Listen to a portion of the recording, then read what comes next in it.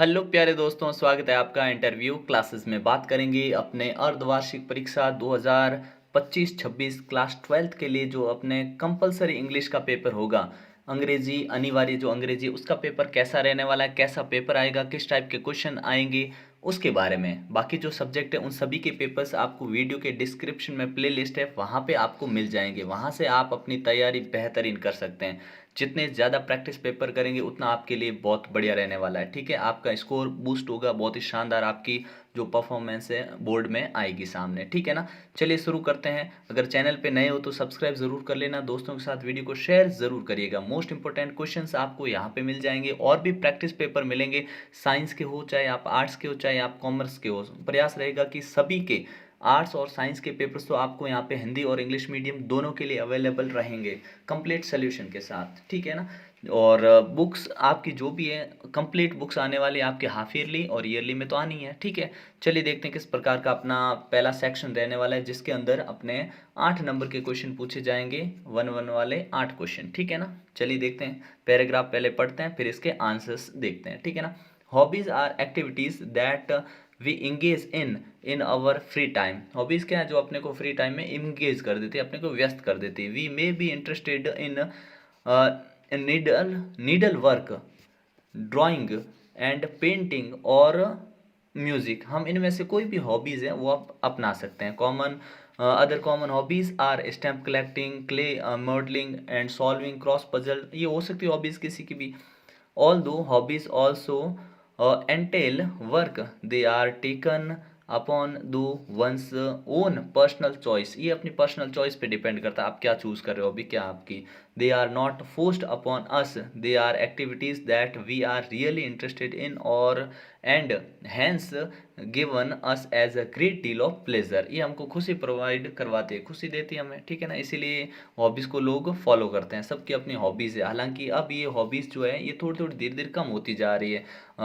Stamp collecting वगैरह ये सब कम हो गई है आजकल। फोन्स की वजह से क्या रहता है, सब उसमें इंगेज रहते हैं। ठीक है ना, hobbies make life interesting, interesting बनाते हैं। ठीक है, they refresh our minds after a hard day's work. We need to do something different in order to do our routine work effectively.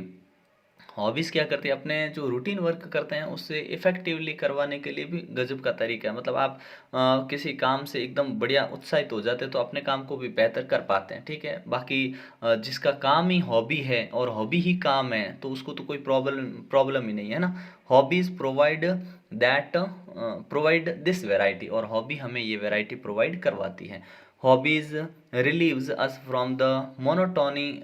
Monotony का मतलब होता है एक तरीके का जीवन जीने से, डेली लाइफ में जो एक तरीके से जी रहे हैं उससे हमको थोड़ा रिलीव करती है। They fills us with enthusiasm for work and keep our energy levels high. हमारे एनर्जी को हाई जो उसको बनाए रखने के लिए हॉबी ज़रूरी है। We will go to any extent to get the things that we require to get the upmost joy of our hobbies from our hobbies। Hobbies are also useful activities. Quit a few hobbies like stamp collecting widen our general knowledge about various countries of the world। When we share common interest we even get into correspondence with people of other countries। हो सकता है कि hobbies अपनी ऐसी हो जिससे हम दूसरी कंट्रीज़ के साथ जो लोग हैं उनसे भी अपना इंटर कनेक्शन हो जाए। ठीक है ना, तो हॉबीज़ हमको रखनी चाहिए। जो अपनी हॉबी होती है उसको हमें पैशन की तरह लेना चाहिए और उसको फॉलो करना चाहिए। ठीक है, अब हम बात करते हैं अपने जो प्रश्न उत्तर है उनके। ठीक है, पहला प्रश्न पूछा हमसे, व्हाट आर हॉबीज़। हॉबीज़ क्या है, तो क्या बोलेंगे, hobbies are activity that we engage in during free time. ठीक है ना, हमने ऊपर ये बात की है। ठीक है, हॉबीज़ क्या होती है, अपने जो अपने को फ्री टाइम में इंगेज कर देती है। ठीक है, तो हम ये लिख सकते हैं यहाँ से, कहाँ से, hobbies are activity that we engage in over free time. ये आपका आंसर हो जाएगा और इसी टाइप से आपको आंसर देने हैं। ठीक है ना, ये ध्यान रखना है आपको। अगला क्वेश्चन देखते हैं अपने, नेक्स्ट क्या पूछा हमसे, right the name of different kind of hobbies. अलग अलग प्रकार की जो हॉबीज़ हैं उनके नाम लिखिए। तो हमने पढ़ा यहाँ नीडल वर्क। ठीक है ना, जो ऊपर हमने को दे रखी थी कुछ हॉबीज़। ठीक है ना, यहाँ से हम अपना आंसर लिख सकते हैं। ठीक है ना, ये यहाँ से अपना आंसर लिख सकते हैं।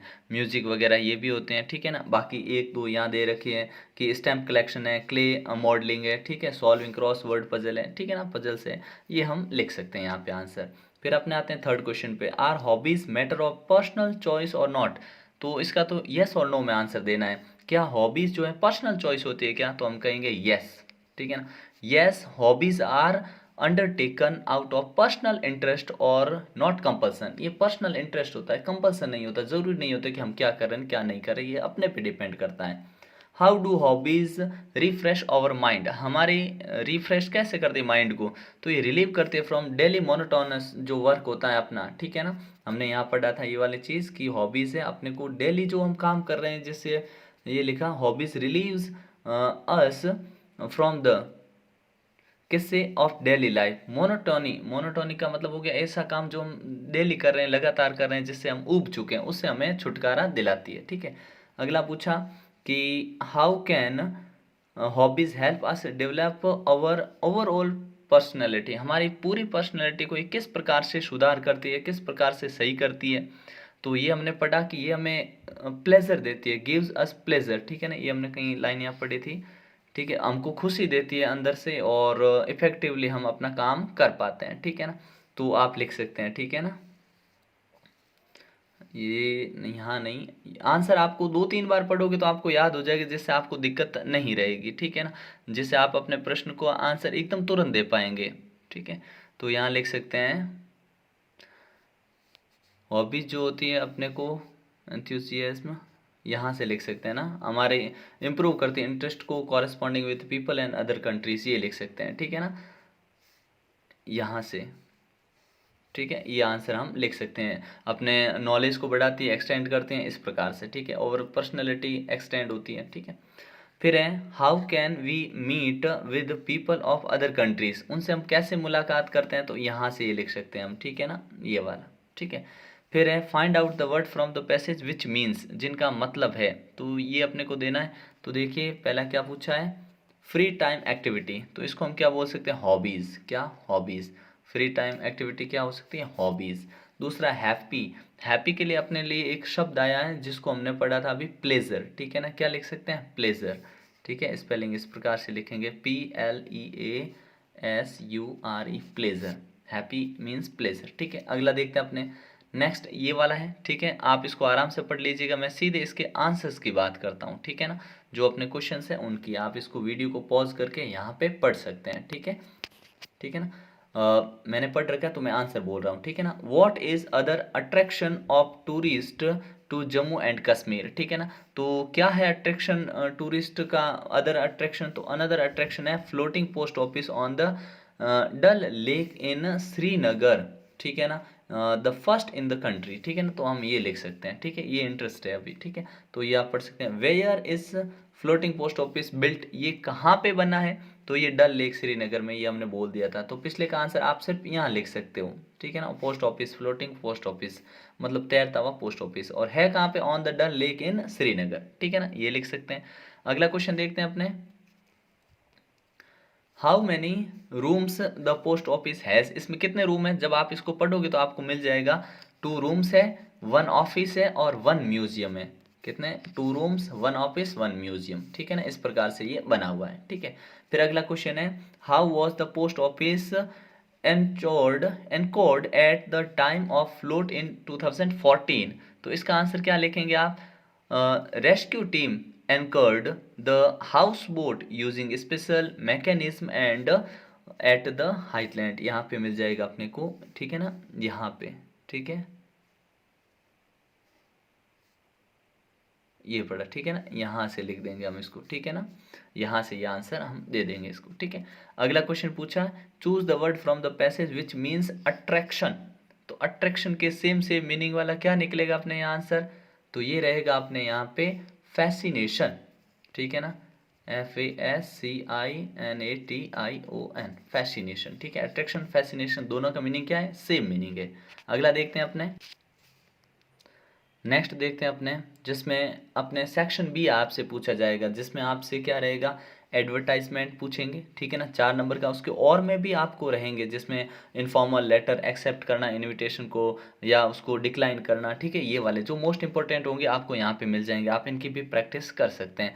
उसके बाद में जो क्वेश्चन रहने वाला है उसमें आपको यहाँ पे दे रखा है कि आपको ऑब्जर्वेशन, उसके ऊपर आपको एक रिपोर्ट लिखनी है, ठीक है ना, और फिर ग्लोबल वार्मिंग के ऊपर पैराग्राफ। कहने का मतलब ये 4 4 नंबर के ये रहने वाले हैं, ये भी आपको ऑप्शन में मिलेंगे, ठीक है, और क्लू मिलेगा, इसमें हिंट मिलेगा, वहाँ से आप आराम से लिख सकते हैं। फिर आपने write a letter replacement for it's a replacement letter, या फिर जॉब एप्लीकेशन, इन दोनों में से कोई आपको एक करना है। तो इस प्रकार के आपके इंपॉर्टेंट क्वेश्चन जो भी है वो भी आपको यहाँ पे मिल जाएंगे एग्जाम में, हाफिल में वही आपको देखने को मिलेगा। बात करते हैं अपने ग्रामर सेक्शन सी की, क्या रहेगा देखिए, combine the following sentence using the word given in bracket. Bracket में आफ्टर से इसको कंबाइन करना है। क्या लिखा है, he finished his work, he went to bed. अब आफ्टर का यूज करके अपने को सेंटेंस बनाना है, तो हम कैसे बनाएंगे, हम लिख देंगे ही वेंट टू, पहले इसको शुरू करेंगे, he went, went to bed, वो सोने चला गया। कब, after he went to bed, after he finished his work, after he finished his work, ठीक है। इस प्रकार से हम बना देंगे। क्या करा हमने, सिंपली इस सेंटेंस को लिखा, फिर इस एच को छोटा कर दिया हमने, क्योंकि बीच में हमने कंजक्शन या कंबाइन कर दिया आफ्टर से। तो he went to bed after, after यहाँ पे थोड़ा सा चेंज, ही नहीं लिखेंगे, यहाँ पे क्या लिखेंगे, हिज लिखेंगे, ठीक है ना, हिज, यहाँ पे लिख देंगे HIS, हिज, हिज आफ्टर, थोड़ा सा इसको देखना पड़ेगा, he went to bed after he finished his work, ठीक है, यहाँ पे ही सही है, ठीक है ना, ही फिनिश्ड हमने हिज यहाँ लिख दिया, ठीक है ना। क्या, he went to bed after he finished his work, एकदम करेक्ट सेंटेंस है ना, इसमें कोई गलती नहीं, ऐसे ही आपको बनाना है, एक्यूरेट, ठीक है। अगला देखते हैं, I do not know the time the school opens then. अब देन आ रखा है, इसका मतलब इस देन को तो हम रिमूव कर देंगे, लेकिन बनाना किससे, वैन से। वैन से बनाने के लिए शुरू किससे करेंगे, तो शुरू कर देंगे आई डू नॉट नो, यहाँ से कर देंगे आई डू नॉट नो, और टाइम हटा देंगे, क्योंकि वैन किसको शो करता है, टाइम को, तो हमने लिखा I do not know, I do not know, फिर लिखेंगे when, I do not know when, अब लिख देंगे the time, when the school opens, when the school opens. बस ये अपना एकदम करेक्ट सेंटेंस, इसी प्रकार से आपको बनाना है। नेक्स्ट देखिए अपने कि combine the sentences in indication as the in the bracket. Bracket में जो इंडिकेशन दे रखा उसी हिसाब से इसको हमको कंबाइन करना है। क्या लिखा, I am sure I will finish the work, और कंपाउंड सेंटेंस बनाना है, ठीक है। तो कैसे बनाएंगे, हम लिखेंगे आई एम श्योर, और किससे लगा देंगे, कंपाउंड बनाना तो हम दैट का यूज कर लेंगे इसमें। क्या, आई एम श्योर दैट, अब दैट के बाद क्या लिख देंगे कि I will finish the work, ये पूरा सेम, क्या, I will finish the work, ठीक है ना, मतलब सेम लिखा है, आपने कोई चेंज नहीं किया, यहाँ पे सिर्फ दैट डाल दिया बीच में, ठीक है ना। इस प्रकार से हम इसको कंपाउंड कर देंगे, ठीक है ना। अगला देखिए, अगले में क्या बोला है कि अपने को सिंपल सेंटेंस के तौर पे कंबाइन करना। जब सिंपल सेंटेंस कंबाइन करते हैं तो कैसे करेंगे, कि लिखा है he saw his mother he was glad, उसने अपनी माँ को देखा, वो बहुत खुश था, ठीक है ना। तो इसको जब सिंपल बनाएंगे तो ये लिखेंगे on seeing his mother, on seeing his mother, mother, on seeing his mother, और यहाँ पे लगाएंगे कॉमा, ही वॉज ग्लैड, ठीक है। ये अपना कंप्लीट सेंटेंस एकदम करेक्ट, ठीक है। इसके बाद आगे की बात करते हैं अपने, जिसमें अपने को एग्जाम में बोर्ड में भी इसी टाइप के क्वेश्चन मिलेंगे सेम टू सेम, तो आपको बहुत ही बेहतरीन यहाँ पे प्रैक्टिस करवाई जा रही है, ठीक है ना। राइट अप्रोप्रिएट फ्रेजल वर्ब आपको भरनी है, ठीक है ना। तो यहाँ पे देखिए, his request for transfer was, उसकी जो ट्रांसफर के लिए जो रिक्वेस्ट थी उसको क्या कर दिया गया, यहाँ पे टर्न से बनानी है, ठीक है ना। तो ये गलत लिखा हुआ ध्यान रखना, ठीक है ना, टर्न से बनानी है, और क्योंकि यहाँ पे पास्ट यूज़ कर ले, इसका मतलब इसकी सेकंड फॉर्म आपको यूज़ करनी है, नहीं थर्ड फॉर्म बोलेंगे उसको, क्योंकि यहाँ पे ये पैसिव का सेंटेंस है, ठीक है ना। पैसिव के सेंटेंस में हेल्पिंग वर्ब के साथ हमेशा थर्ड फॉर्म आती है, ठीक है ना। तो हम यहाँ पे क्या लिखेंगे, टर्न्ड अवे, क्या लिखेंगे, टर्न्ड अवे। उसकी जो टर्न्ड अवे यानी नकार दिया गया, his request for transfer was turned away, नकार दिया गया, ठीक है ना।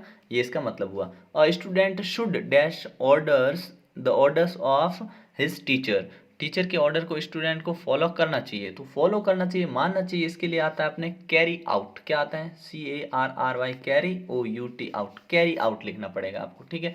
सिर्फ कैरी लिखने से काम नहीं बनेगा, कैरी आउट, ठीक है ना, करेक्ट होगा एकदम, ठीक है।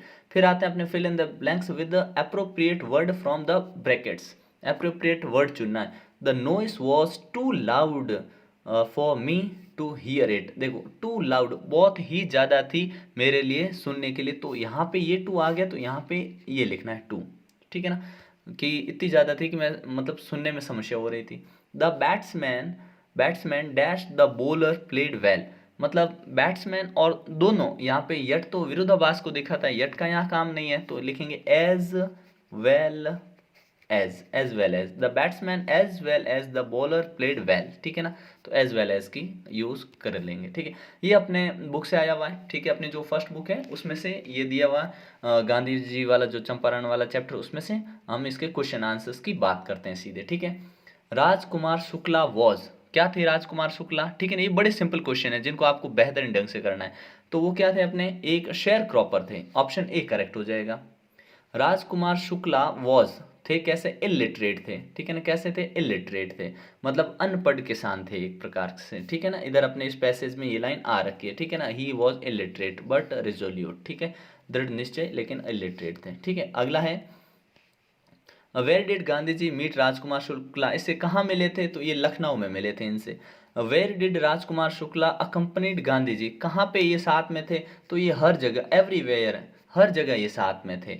The word peasant in the passage means, peasant का मतलब क्या होता है यहाँ पे, तो यहाँ पे पीजेंट मतलब होता है फार्मर, क्या होता है, फार्मर, ठीक है, पीजेंट इन किसान होता है अपने, ठीक है। अगला आते हैं अपने इन क्वेश्चंस पे, ये अपने चैप्टर्स के क्वेश्चन है, जिसमें पहला पूछा है कि what is Sahib looking for in the garbage dumps, where is he and where he has to come from, ये कहाँ से आया, कहाँ का था और क्या ढूंढ रहा था। तो साहिब लुक्स क्या ढूंढ रहा था, फॉर कॉइन्स, कॉइन्स ढूंढ रहा था, ठीक है, कॉइन्स ढूंढ रहा था, टॉयज ढूंढ रहा था in the garbage. He was a rag picker, और वो था क्या, वॉज ए रैग पिकर, और वो आया कहाँ से था, तो ढाका, कहाँ से, ढाका, लिविंग इन सीमापुरी, अभी ढाका से आया, ले अभी कहाँ रह रहा था, ये सीमापुरी में, दिल्ली में, ठीक है। ढाका कहाँ है, बांग्लादेश की जो कैपिटल, वहाँ से ये आया था। और में क्वेश्चन दे रखा है what were the series of emotion and fear of Douglas experience when he was thrown into the pool, जब पूल में उसको फेंक दिया तब उसको कैसा लगा। तो सिंपल सा है, चैप्टर हमने पढ़ रखा बड़े शानदार ढंग से, क्या लिखेंगे, Douglas felt panic and terror, उसको भय और डर लगा था, when thrown into the pool, plan to surface by pushing himself up, उसने प्लान क्या बनाया, खुद को पुश करेगा और ऊपर आ जाएगा, कॉर्क का ढक्कन की तरह ऊपर तैरने लगेगा, ऐसा उसने सोचा था, बट ऐसा नहीं हो पाया, ठीक है। व्हाट डिड ही प्लान, तो उसने प्लान था कि जाएगा, प्रेशर पुश करेगा, खुद को ऊपर आ जाएगा, ऐसा उसने सोच रखा था, ठीक है। फिर है 20 to 30 वर्ड्स में आंसर देने इनके, ठीक है, छोटे छोटे क्वेश्चन है। From where did the peddler get the idea of the world being a rat trap, idea कहाँ से मिला रैट ट्रैप को, कि दुनिया है जो एक चूहेदानी जैसी है, और why was he amused by his idea, और वो अम्यूज्ड क्यों था अपने आइडिया से, ठीक है ना। तो देखिए उसको ये आइडिया कहाँ से मिला, तो आइडिया मिला, the peddler got the idea the world is being a rate trap from his life of poverty, उसकी गरीबी की जो लाइन थी ना, मतलब गरीबी के कारण उसको ये आइडिया मिला। अज्यूम क्यों कर रहा था, क्योंकि उसने देखा कि rat trap by life's temptation, क्योंकि आदमी लाइफ के टेम्पटेशन, लालच में फंसता जाता है। Why did Sophie want Jansie to know about her story with Danny, तो इसका क्या लिखेंगे आंसर, तो लिख देंगे, क्योंकि अपने गोइंग प्लेसेस चैप्टर से आया, उसमें लिख देंगे Sophie didn't want to Jansie to know about Dennis because it was imaginary and private, क्योंकि इमेजिनरी और प्राइवेट थी, ठीक है। फिर ये अपने आएंगे जिसमें आपको रेफरेंस टू द कॉन्टेक्स्ट लिखने हैं, जो इंपॉर्टेंट होंगे वो आपको यहाँ पे मिल जाएंगे प्रैक्टिस के लिए, टेंशन लेने की आपको ज़रूरत बिल्कुल नहीं है। फिर अपने जो आगे के चैप्टर हैं उनके क्वेश्चन आंसर्स हैं, इनको आपको बड़े बेहतरीन ढंग से तैयार करना है, बार बार ये रिवाइज होते रहते हैं, आते रहते हैं, तो इनकी प्रैक्टिस आपको कर लेनी है। हम अपना जो लास्ट क्वेश्चन है उसकी बात करते हैं, जिसमें अपने से क्वेश्चन पूछे हुए हैं, ठीक है ना। अच्छा, तो हमसे पहला क्वेश्चन क्या पूछा है कि डॉक्टर सदाव वॉज अ, अब डॉक्टर सदाव लगा रखा तो कौन थे, वो डॉक्टर ही थे, ठीक है ना। ए ऑप्शन यहाँ पे करेक्ट हो जाएगा, ठीक है ना। अगला देखिए अपने नेक्स्ट क्वेश्चन है what did Hanna take out from the cupboard, cupboard से हाना ने क्या निकाला था, तो कप बोर्ड से हाना ने क्या निकाला था, हमने क्विल्ट निकाली थी, ठीक है ना, क्विल्ट, ठीक है। ऑप्शन इसमें लिख देंगे डी, ठीक है। अगला है अपने हु टोल्ड बामा अबाउट अनटचेबिलिटी, बामा को अनटचेबिलिटी के बारे में किसने बताया था, तो ये किसने बताया था untouchability, her brother, from her brother, उसके भाई से उसको ये जानकारी मिली थी, ठीक है ना।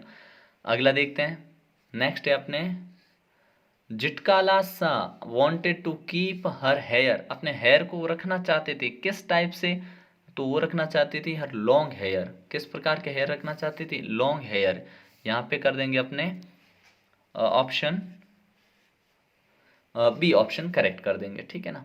अगला देखते हैं अपने who is the writer of the story the tiger king, इस स्टोरी के राइटर कौन है, तो इसके राइटर है अपने कल की, ठीक है ना, कल की, ये काल का वाल का हल्का पलका नहीं है, ठीक है ना, कल की, ऑप्शन ए करेक्ट हो जाएगा। Which type of continent is Antarctica, Antarctica जो है कॉन्टिनेंट, कैसा कॉन्टिनेंट है, तो ये अपने हैं विंडीएस्ट जो है विंडीएस्ट है कॉन्टिनेंट, ठीक है ना। ऑप्शन इसमें हम कर देंगे बी ऑप्शन करेक्ट कर देंगे, ठीक है। अगला देखते हैं, अच्छा ये कोल्डेस्ट भी बहुत ज़्यादा है, तो इसमें डी ऑप्शन अपना करेक्ट रहेगा, ठीक है ना, लास्ट में हम डी ऑप्शन करेक्ट कर देंगे, ठीक है, ये आपको ध्यान रखना है, ठीक है। नेक्स्ट में देखते हैं अपने ये क्वेश्चन है जो आपको बेहतरीन ढंग से तैयार कर लेने हैं, ठीक है। और नेक्स्ट और भी आपको पेपर्स यहाँ पे मिलेंगे जो आपकी तैयारी को बहुत ज़्यादा मजबूत करेंगे। मिलते हैं नेक्स्ट पार्ट में, तब तक के लिए जय हिंद जय भारत।